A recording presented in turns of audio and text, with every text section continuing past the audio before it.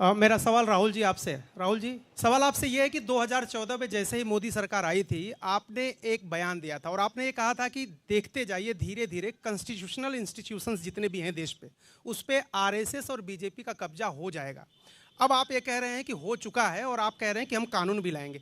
क्या आपको ऐसा नहीं लगता राहुल जी कि ये जब आप करेंगे तब बीजेपी आपके ऊपर ये आरोप लगाएगी कि चूंकि केसेस जो है या पूछताछ विपक्ष के नेताओं से ज्यादा हुई, इसलिए प्रतिक्रिया में लाया गया रिएक्शनरी लॉज अमेंडमेंट होंगे? ये सबसे पहले ये समझना होगा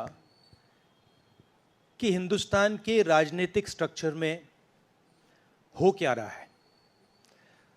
आरएसएस ने और बीजेपी ने और खासतौर से नरेंद्र मोदी जी ने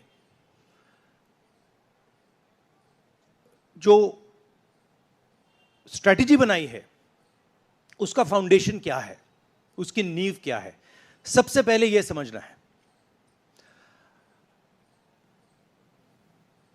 नरेंद्र मोदी जी ने जैसे अदानी जी की मोनोपोली है पोर्ट्स पर, इंफ्रास्ट्रक्चर पर, डिफेंस में, वैसे नरेंद्र मोदी जी ने पॉलिटिकल फाइनेंस की मोनोपोली बनाई है। कैसे बनाई है? ED, CBI, income tax department का प्रयोग करके। अगर आप बॉन्ड स्कीम्स को देखें तो उसमें साफ दिख जाता है कि नरेंद्र मोदी जी ने, बीजेपी ने एक प्रकार से पॉलिटिकल फंडिंग एक्सटॉर्शन से, धमकी से, प्रेशर से बनाई है। खड़गे जी ने कहा जो भी भ्रष्ट हैं वो सब बीजेपी में जा रहे हैं। उसका कारण है क्योंकि नरेंद्र मोदी जी चाहते हैं कि पॉलिटिकल फाइनेंस की मोनोपोली उनके हाथों में हो। अब हमारे बैंक अकाउंट बंद कर दिए, हमारे पास ओरिजिनल रास्ता जो था वही हमारा रास्ता है। हम जनता के साथ जाकर मिलकर उनके लिए लड़ते हैं। ये जो मैनिफेस्टो बना है, ये मैनिफेस्टो कांग्रेस पार्टी ने नहीं बनाया है। ये मैनिफेस्टो हिंदुस्तान की जनता ने बनाया है। हमने सिर्फ इसको लिखा है, ठीक है, और हमने सिर्फ इसको लिखा है। जो किसानों ने हमें बताया, खड़गे जी को बताया, मुझे बताया, बाकी नेताओं को बताया, वो हमने लिखा है। चाहे वो रोजगार की बात हो, चाहे वो कॉन्ट्रैक्ट लेबर की बात हो, हजारों लोगों से बात करके हमने ये हिंदुस्तान की आवाज है, ये लिखी है। मगर जो राजनीति में आज हो रहा है वो क्लियर है कि सब पार्टीज को नरेंद्र मोदी, ईडी, सीबीआई, इन इंस्टीट्यूशंस को कैप्चर करके फाइनेंशियली मोनोपोली बना रहे हैं अपनी। और चुनाव के बाद रियलिटी है कि ये जो फाइनेंशियल मोनोपोली बड़ी इंटरेस्टिंग चीज है, क्योंकि सारा इंफॉर्मेशन, सारा का सारा इंफॉर्मेशन, किससे एक्सटॉर्शन किया है, किसको कॉन्ट्रैक्ट दिया है, कॉन्ट्रैक्ट देने के बाद उसने कितना पैसा दिया है, वो पूरी ब्लूप्रिंट, पूरी की पूरी ब्लूप्रिंट इलेक्टोरल बॉन्ड्स में लिखी हुई है। तो नरेंद्र मोदी जी ने आज नहीं तो कल ऑपोजिशन को पूरी chargesheet, proof sheet electoral bonds के थ्रू पकड़ा दी है। तो इसीलिए थोड़ा टेरर हो रहा है उनको, इसीलिए नंबर निकला है 400 पार। इसलिए ये महाराष्ट्र में हमारे नेता ले जा रहे हैं, हरियाणा में सब जगह हमारे नेता ले जा रहे हैं, क्योंकि इनको लग रहा है कि भैया अगर 400 पार नहीं 180 हो गई, 160 हो गई, 140 हो गई तो नैया पार हो जाएगी। Thank you. पिछले लोकसभा चुनाव में राहुल जी आपने मुझे याद है कहा था, you were convinced that time कि मोदी जी जा रहे हैं, मोदी जी का वक्त ख़त्म हो गया है। ऐसा हुआ नहीं, होता है राजनीति में।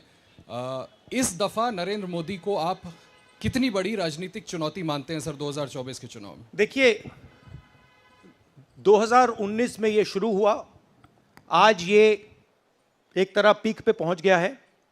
हिंदुस्तान के सारे इंस्टीट्यूशंस उनके हाथ में हैं, पॉलिटिकल फाइनेंस की मोनोपोली उनके हाथ में है, CBI, ED, income tax, EC, ये सारे के सारे बीजेपी के हाथ में है, बीजेपी के कंट्रोल में है। तो जैसे मैंने अपने भाषण में कहा, cricket match is a rigged match. Cricket match is not a fair match. उसमें चाहे सोशल मीडिया की बात करें, आप हमारे नेताओं के, ऑपोजिशन नेताओं की सोशल मीडिया देख लीजिए, मेरा यूट्यूब देख लीजिए, मेरा फेस टाइम देख लीजिए, फेसबुक देख लीजिए, इंस्टाग्राम देख लीजिए, तो ये सारा का सारा स्ट्रक्चर कंट्रोल्ड है, रिग्ड है। इसलिए बहुत जरूरी है कि जनता इस बात को समझे कि ये नॉर्मल चुनाव नहीं है, ये लोकतंत्र को बचाने का, संविधान को बचाने का चुनाव है, और इसको लड़ना और जीतना बहुत जरूरी है। यह चुनाव 2-3%, 5% और बाकी हिंदुस्तान के बीच में चुनाव है, और जो बाकी हिंदुस्तान चाहता है वो इस मैनिफेस्टो में है, और जो 2% चाहता है, जो अदानी जी चाहते हैं, वो आप उनका मैनिफेस्टो देख लीजिए, आपको पता लग जाएगा, उसमें उनकी रिक्वेस्ट लिस्ट पूरी की पूरी आपको मिल जाएगी। Thank you. राहुल जी, 2009 में आपको भी याद होगा, उस वक्त मैनिफेस्टो में 2 तस्वीरें थी, मनमोहन सिंह जी की और सोनिया गांधी जी की। पूछा गया था पीएम कैंडिडेट कौन होगा, सोनिया जी ने अपनी तस्वीर छुपा ली थी। आज 2 तस्वीरें हैं, राहुल गांधी जी की और खड़गे जी की। कोई तस्वीर छुपाएंगे, कोई दिखाएंगे? नहीं, ये आप बड़े डिस्ट्रैक्शन वाले क्वेश्चन पूछते हो। देखिए, इंडिया गठबंधन में डिसीजन लिया गया है कि हम मिलकर एक साथ आइडियोलॉजिकल चुनाव लड़ रहे हैं। चुनाव जीतने के बाद लीडर कौन होगा, प्राइम मिनिस्टर कौन होगा, वो पूरा का पूरा जो कोलिशन है वो मिलकर डिसाइड करेगा। Vanakkam, South India mic is not on brother, but you have a very strong voice, you can speak without the mic. Sir, Vanakkam. Vanakkam. Venkatraman from Dinamalar from Tamil Nadu. Advance congratulations to the Congress party, which was due to this serious campaign by the DMK party and Congress leaders. You are going to get 10 out of 10 seats from Tamil Nadu in the forthcoming parliament election. Do you think the same trend will you expect from the across the country? Well, you know, I'm not a soothsayer. Unlike many political commentators, I can't predict the future. But what I'm confident of is that this is a much closer election than is being propagated by the media. It is a close election, and we are going to fight an excellent election, and we are going to win the election. Thank you. Please do remember one thing. Please do remember that there was a similar feeling being generated by the press when Mr. Vajpayee was Prime Minister. There was the India Shining campaign. So we have a similar idea being propagated. India Shining with 2-3 new dimensions. International dimension, all sorts of new dimensions, full support by the monopolists in the country.